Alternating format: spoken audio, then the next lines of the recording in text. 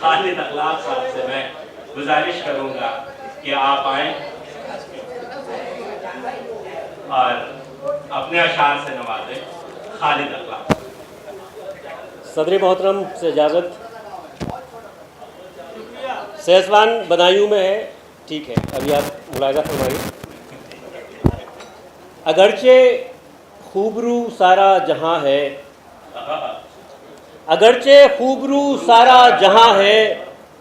مگر اس دل میں بس ہندوستان ہے,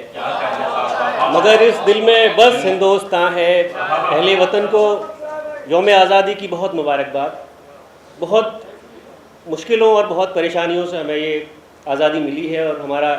انسانی فریضہ ہے کہ ہم اس کو نہ صرف محسوس کریں بلکہ اس کی حفاظت بھی کریں. الگ الگ غزلوں سے دو تین شعر, وقت زیادہ ہو گیا ہے تو میں تھوڑا سا مختصر پڑھنے کی کوشش کروں گا. مطلع اس طرح کہا ہے حضرات, توجہ چاہوں گا آپ کی, کہ غموں پر بھی میرے اللہ ایک ایسا ستم ٹوٹے, غموں پر بھی میرے اللہ ایک ایسا ستم ٹوٹے, کبھی ٹکرائے مجھ سے اور ٹکرا کر علم ٹوٹے, کبھی ٹکرائے مجھ سے اور ٹکرا کر علم ٹوٹے, اور وہ آئیں اور میرے گھر کے دروازے پہ دستک دیں, وہ آئیں اور میرے گھر کے دروازے پہ دستک دیں, کبھی یوں بھی ان آوارہ ہواؤں کا بھرم ٹوٹے,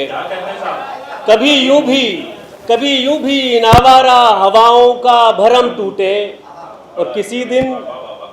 کسی دن جیت لیں گے ہم تمہارا دل یہ دعویٰ ہے, کسی دن جیت لیں گے ہم تمہارا دل یہ دعویٰ ہے.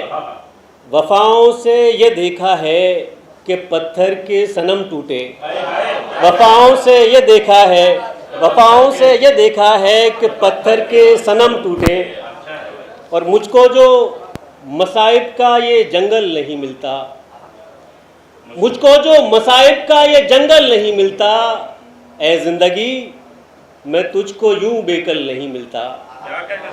اے زندگی میں تجھ کو یوں بے کل نہیں ملتا. اور بطور خاص یہ شعر ملاحظہ فرمایا حضرات کہ دیتا بھی زمیندار کے ظلموں کی خبر کون, دیتا بھی زمیندار کے ظلموں کی خبر کون, گاؤں میں اگر مجھ کو وہ پاگل نہیں ملتا, دیتا بھی زمیندار کے ظلموں کی خبر کون,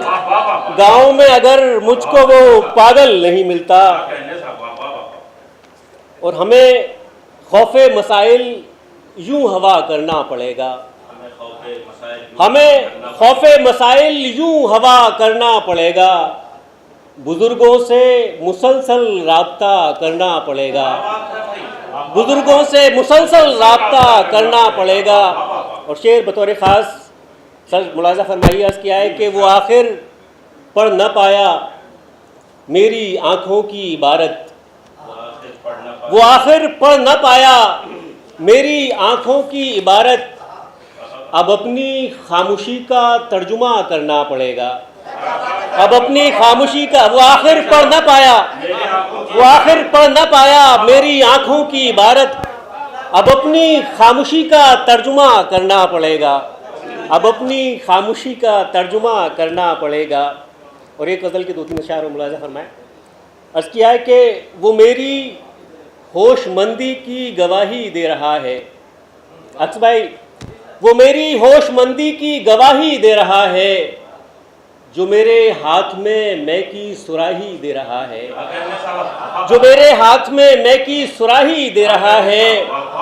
اور نہ جانے اور کیا پانے کی دھن میں دوڑتا ہوں. جمشید بھائی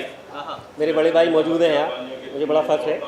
کہ نہ جانے اور کیا پانے کی دھن میں دوڑتا ہوں, ضرورت کی ہر ایک شے تو الہی دے رہا ہے, نہ جانے اور کیا پانے کی دھن میں دوڑتا ہوں, ضرورت کی ہر ایک شے تو الہی دے رہا ہے. اور شہنشاہی کا اس کی کوئی اندازہ لگائے, سر دیکھیں کہ شہنشاہی کا اس کی کوئی اندازہ لگائے, جو ہم کو بھیک تک میں بادشاہی دے رہا ہے, شہنشاہی کا اس کی کوئی اندازہ لگائے, شہنشاہی کا اس کی کوئی اندازہ لگائے جو ہم کو بھیک تک میں بادشاہی دے رہا ہے، اور سیاست داں ادھر کرسی بچانے میں لگے ہیں، سیاست داں ادھر کرسی بچانے میں لگے ہیں، ادھر سرحد پہ جان اپنی سپاہی دے رہا ہے، ادھر سرحد پہ جان اپنی سپاہی دے رہا ہے۔ اور آخری غزل کے 2-3 اشعار اس کے بعد اجازت۔ عرض کیا ہے کہ غم بھی شرمندگی میں ڈوب گئے،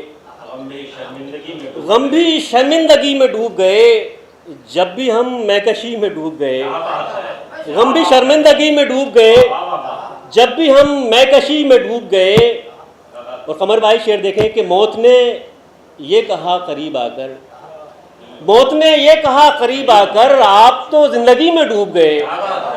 موت نے یہ کہا قریب آ کر آپ تو زندگی میں ڈوب گئے، اور ناخدا موت نے یہ کہا قریب آ کر آپ تو زندگی میں ڈوب گئے، ناخدا کتنے ہی سفینے تو، ناخدا کتنے ہی سفینے تو تیری موجودگی میں ڈوب گئے، ناخدا کتنے ہی سفینے تو تیری موجودگی میں ڈوب گئے، اور اپنے سوغم بھلا کے خالد، اپنے سوغم بھلا کے خالد ہم تیری یہ خوشی میں ڈوب گئے۔ بہت شکریہ۔